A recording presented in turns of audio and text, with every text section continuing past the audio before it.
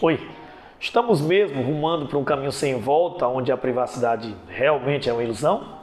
Em 2011, eclodiu um movimento no norte da África, no Oriente Médio, que foi capaz de derrubar regimes autoritários que estavam há décadas no poder. A Primavera Árabe abriu um precedente, a lógica de uma relação direta entre o poder tecnológico e o poder político. Milhares de pessoas curtiram e compartilharam ideias contrárias aos regimes autoritários. Esses regimes caíram. Aquilo foi um marco sociológico do início do século XXI e, principalmente, um marco para a tecnologia digital. Assim, das primeiras ferramentas pré-históricas até a invenção da escrita, da mecanização da impressão até a digitalização da informação, seria muito ingênuo pensarmos que as tecnologias intelectuais não transformaram as sociedades. Então vamos ao que interessa. Aquela série sugerida pela Netflix, a playlist feita sob medida no Spotify, promoção de passagem aérea que surge quando você começa a pensar nas férias, a organização precisa do Google Fotos, o melhor caminho dado pelo Waze.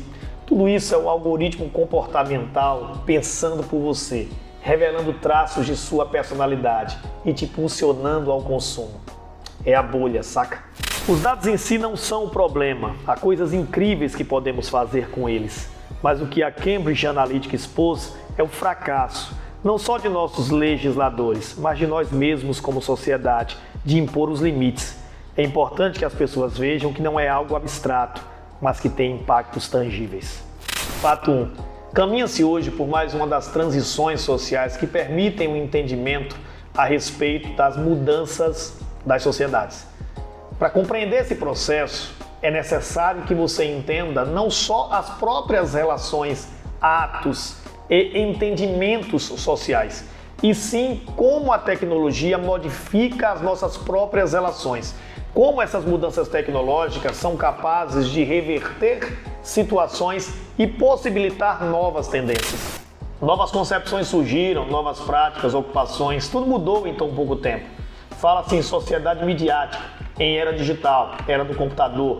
A sociedade passou a ser denominada não por aquilo que é ou pelos seus feitos, mas a partir dos instrumentos que passou a utilizar ou evoluir.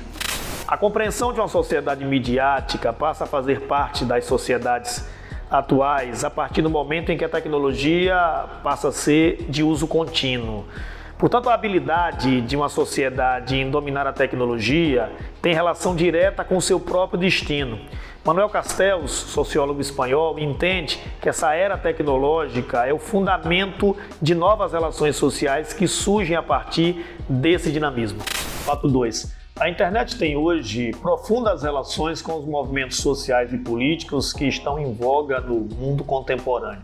A profundidade de tais relações tem modificado os próprios códigos humanos na medida em que instituições e sociedades elas podem fazer valer todo o seu potencial de protestos, de mobilizações que tem levado o mundo a grandes mudanças.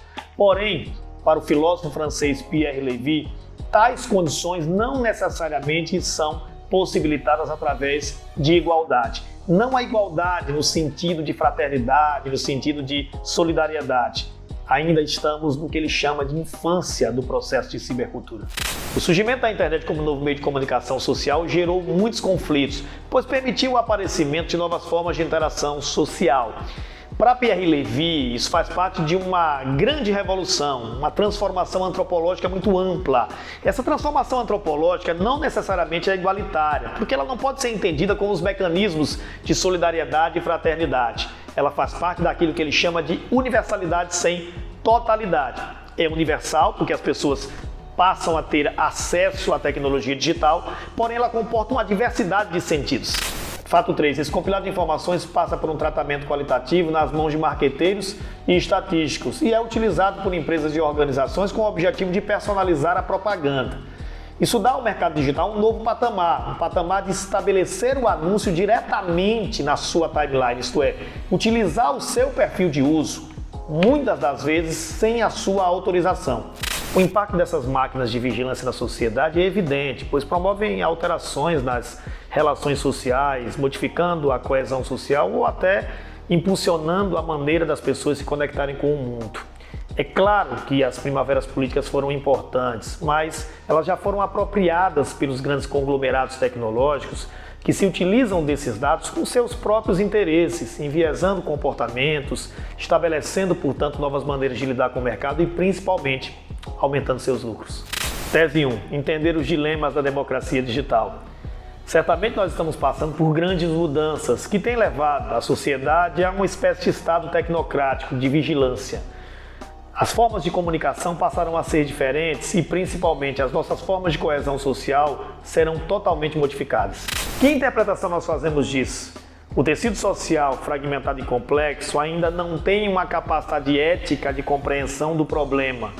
Os mecanismos jurídicos inexistem, fazendo com que as fraudes, os escândalos e a proliferação do ódio continue a ser utilizada com interesses políticos. As plataformas e os sistemas de informação na prática são os novos atores e mediadores da nossa democracia. Tese 2. Entender esse mundo como uma ferramenta de distopia da realidade. Ao mesmo tempo em que plataformas e serviços digitais passaram a trazer uma mudança completa na nossa maneira de consumir as informações, nós não temos mais um mundo de fato como ele é completamente distópico. Os atos cotidianos de compartilhar algo, curtir uma página, engajar-se em discussões, criam as ferramentas fundamentais para que as empresas possam estabelecer aquilo que nós consumimos. Isto é, as nossas timelines, na verdade, são determinadas exatamente pelo que as empresas querem, obviamente, de acordo com seus interesses. Que interpretação nós fazemos disso? A customização dos algoritmos só estabelece aquilo que é determinado pela empresa, isto é, nós passamos a ter uma visão parcial do mundo e essa visão parcial resulta, portanto, numa proliferação de ódio dentro de uma realidade no qual nós não sabemos de fato a verdade. Dentro dessas bolhas só cabe o que você acredita, só circulam mensagens que comprovam sua visão de mundo, seu viés da realidade. O grande problema é que cada bolha produz a sua própria imagem da realidade e exerce um poder de influência tão grande que é assumida como verdade pelas pessoas.